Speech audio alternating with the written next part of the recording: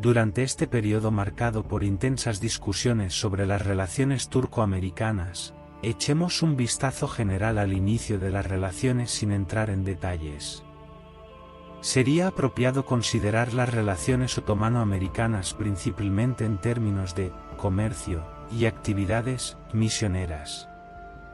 Para cubrir las pérdidas económicas de la Guerra de los 7 Años con Francia, Inglaterra impuso pesadas obligaciones fiscales a sus colonias en América. En respuesta, las 13 colonias británicas en el continente se unieron y se rebelaron contra Inglaterra, alcanzando la independencia en 1783. Estados Unidos expandió rápidamente sus fronteras mediante la ocupación y compras, creciendo rápidamente su población y economía. Durante el proceso de fundación del Estado, Estados Unidos, haciendo hincapié en el comercio internacional, también fijó el Mediterráneo como uno de sus objetivos.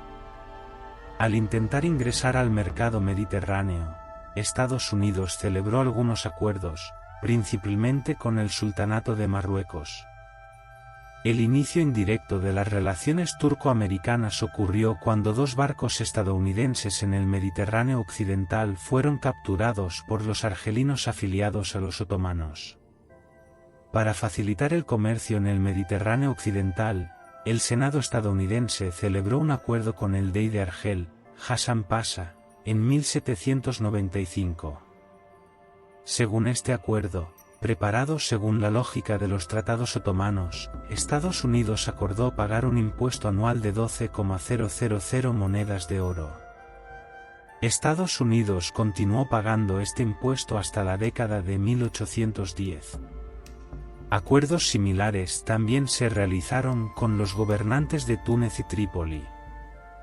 Estados Unidos, con el objetivo de llevar a cabo un comercio seguro en el Mediterráneo oriental, reconoció la importancia del Imperio Otomano y buscó oportunidades para firmar acuerdos con él. Empresarios y comerciantes estadounidenses comenzaron a participar en el comercio en varios puertos, especialmente en Izmir.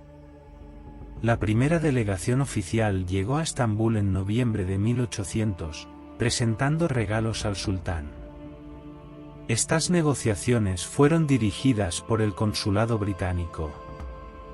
El gobierno de Estados Unidos, deseando establecer consulados independientes del control británico, a veces enfrentaba obstáculos por parte del lado otomano y otras veces luchaba por obtener la aprobación de su propio Senado.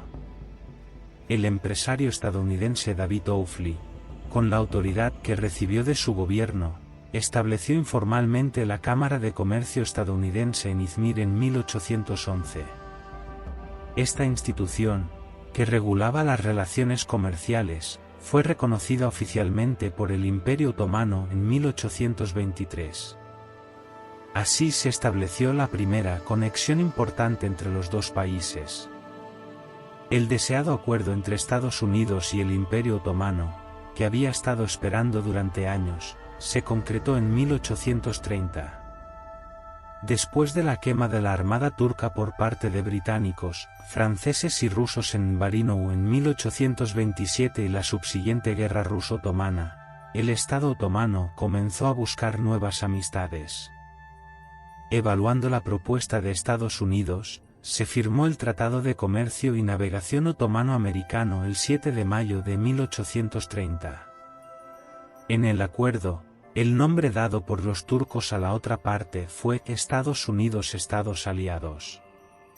Con este acuerdo de 9 artículos, Estados Unidos obtuvo muchos privilegios, incluido el derecho a establecer consulados en cada ciudad donde residieran sus ciudadanos y el derecho a comerciar con aranceles bajos en aguas otomanas.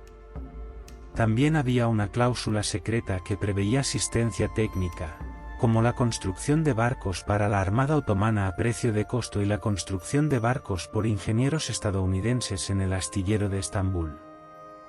Sin embargo, esta cláusula secreta fue rechazada por el Senado estadounidense porque entraba en conflicto con los intereses de Estados Unidos. El rechazo de la cláusula secreta perturbó enormemente a la Sublime Puerta, gobierno otomano, e incluso el sultán Mahmud II expresó su enojo de la siguiente manera: los francos, europeos, no dudan en volver atrás en su palabra, buscando inmediatamente lo que les beneficiará.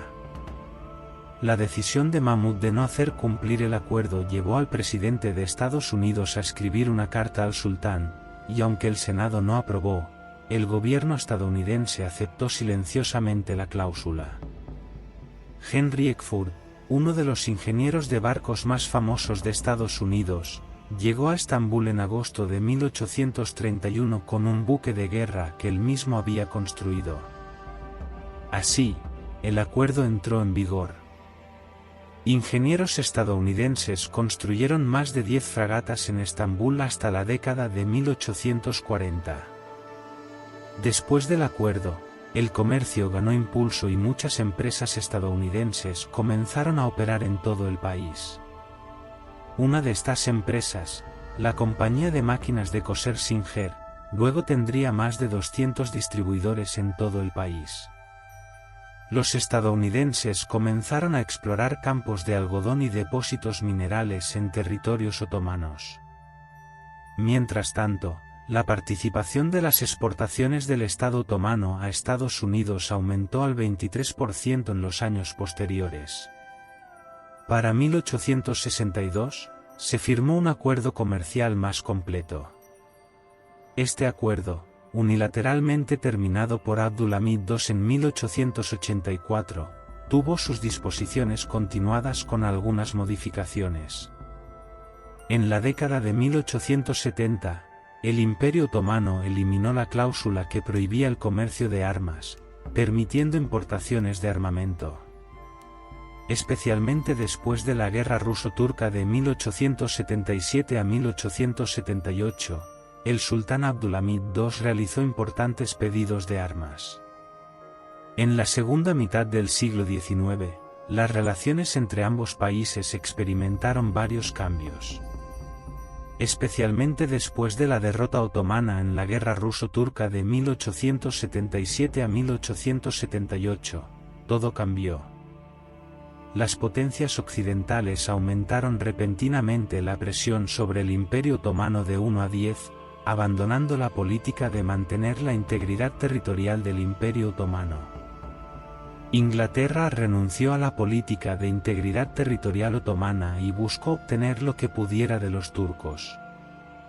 La Guerra Ruso-Turca de 1877 a 1878 fue sin duda un punto de inflexión en la historia otomana.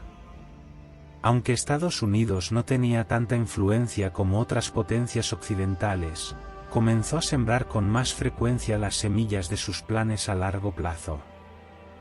Inmediatamente después de la guerra, asumió la protección de los armenios y comenzó a ejercer presión sobre el gobierno turco. Las decisiones sobre los derechos armenios se tomaron al otro lado del océano. El objetivo era tener voz en una región que ya estaba destinada a fragmentarse. Incluso en esos años, Estados Unidos designó la intervención en los asuntos internos de Turquía como su deber, a pesar de que la doctrina de no intervención en asuntos políticos extranjeros fuera del continente estaba en vigor. Además, cuando Estados Unidos no obtuvo los privilegios deseados entre 1850 y 1914, adoptó la práctica de amenazar al Imperio Otomano y enviar buques de guerra al Mediterráneo. Los buques de guerra estadounidenses que visitaban Estambul a menudo conseguían lo que querían, principalmente en términos comerciales. Las líneas en un documento de archivo de 1895 resumen sucintamente la política exterior de EU desde la perspectiva otomana. Los estadounidenses siempre apoyan a los cristianos. En cualquier caso, los estadounidenses son enemigos del gobierno islámico, pero no por la fuerza ejecutiva. Porque el gobierno actúa no desde el punto de vista de la esencia de la vida, sino desde una perspectiva política interesada.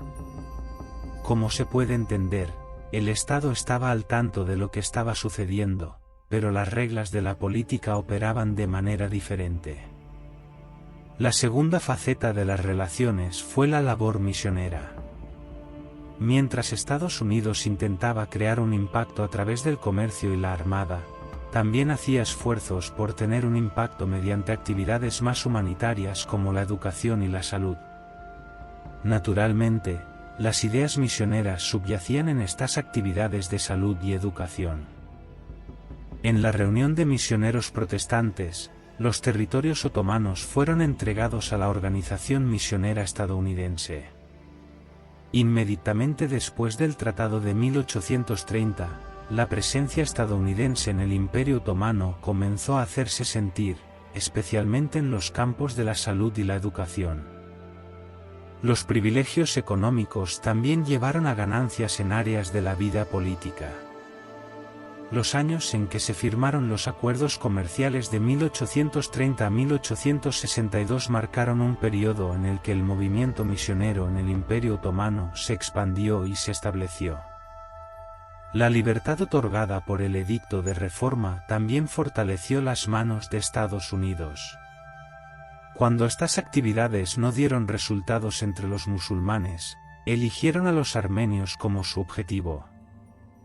La propaganda misionera se llevó a cabo de diversas maneras, desde la educación hasta la salud, y finalmente dio los resultados deseados entre el pueblo armenio.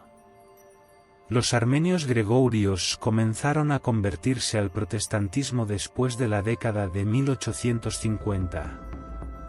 Las actividades de médicos estadounidenses en regiones armenias comenzaron en 1859.